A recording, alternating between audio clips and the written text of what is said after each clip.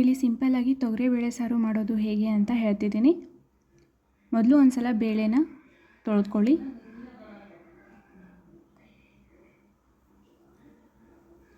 ಈಗ ನಾನು ಇದಕ್ಕೆ ಸ್ವಲ್ಪ ನೀರು ಹಾಕ್ಕೊಂಡು ಅದರಲ್ಲಿ ಟೊಮೆಟೊ ಇಟ್ಟು ಕುಕ್ಕರ್ನಲ್ಲಿ ಬೇಯಿಸ್ತಾ ಇದ್ದೀನಿ. 2 ಸಿಳ್ಳೆ ಹೊಡಿಸ್ಬೇಕು. 2 ಸಿಳ್ಳೆ ಆದಮೇಲೆ ಈ ಟೊಮೆಟೊನ ಹೊರಗೆ ತೆಗೆದು ನಾನು ಮಗ್ಗಿಸ್ಕೊಳ್ತಾ ಇದ್ದೀನಿ ಬೇಳೆನ. ಹೀಗೆ ಮಜ್ಜಿಗೆ ಮಾಡೋದ್ರಿಂದ ನೀವು ಮಗ್ಗಿಸ್ಕೊಳ್ಬೋದು. ನೋಡಿ, ಟೊಮೆಟೊ ಮೇಲಿನ ಸಿಪ್ಪೆ ತೆಗಿತಾ ಇದ್ದೀನಿ ನಾನು. ಅದಾದಮೇಲೆ ಅದನ್ನ ಟೊಮೆಟೊನ ಸ್ಮ್ಯಾಶ್ ಮಾಡ್ಕೊಂಡಿದ್ದೀನಿ. ಇಲ್ಲಿ ಬೆಳ್ಳುಳ್ಳಿ, ಕೊತ್ತಂಬರಿ ತೊಗೊಂಡಿದ್ದೀನಿ. ಈಗ ಒಗ್ಗರಣೆ ಹಾಕ್ಕೊಳ್ತಿದ್ದೀನಿ ನಾನು. ಎಣ್ಣೆ,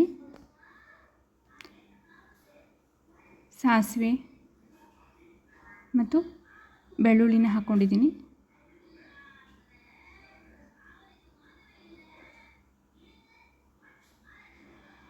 ಈಗ ಇದಕ್ಕೆ ಸ್ವಲ್ಪ ಕೊತ್ತಂಬರಿ, ನಿಮ್ಮ ಹತ್ರ ಕರಿಬೇವು ಏನಾದರೂ ಇದ್ದರೆ ಕರಿಬೇವನ್ನು ಹಾಕ್ಕೊಳ್ಳಿ. ಅದಕ್ಕೆ ಸ್ಮ್ಯಾಶ್ ಮಾಡಿರೋ ಟೊಮೆಟೊನ ಹಾಕೋತಿದ್ದೀನಿ ನಾನು.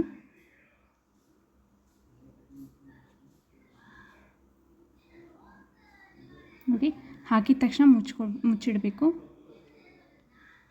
ಅಂದರೆ ಒಗ್ಗರಣೆ ಚೆನ್ನಾಗಿ ಕೂಡುತ್ತೆ ಅಂತ. ಈಗ ಸ್ವಲ್ಪ ಅರಿಶಿಣ ಹಾಕ್ತಿದ್ದೀನಿ.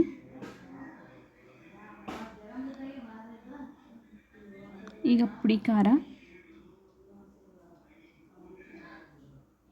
ನಿಮಗೆ ಎಷ್ಟು ಬೇಕೋ ಅಷ್ಟು ಹಾಕ್ಕೊಳ್ಳಿ, ನಿಮ್ಮ ರುಚಿಗೆ ತಕ್ಕಷ್ಟು. ಈಗ ಸ್ವಲ್ಪ ಸಾಂಬಾರು ಪುಡಿ ಹಾಕ್ಕೊಂಡಿದ್ದೀನಿ ಮತ್ತು ಬೆಲ್ಲ, ಉಪ್ಪು,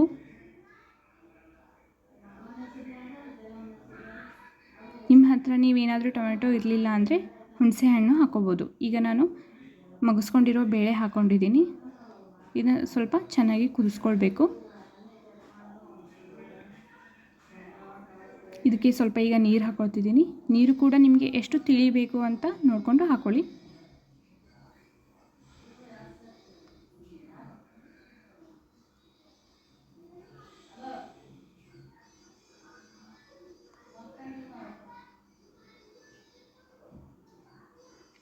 ನೋಡಿ, ಈಗ ಮತ್ತೆ ಕುದಿಸ್ಕೊಳ್ಬೇಕು. ನೋಡಿ, ಕುದೀತಾ ಇದೆ.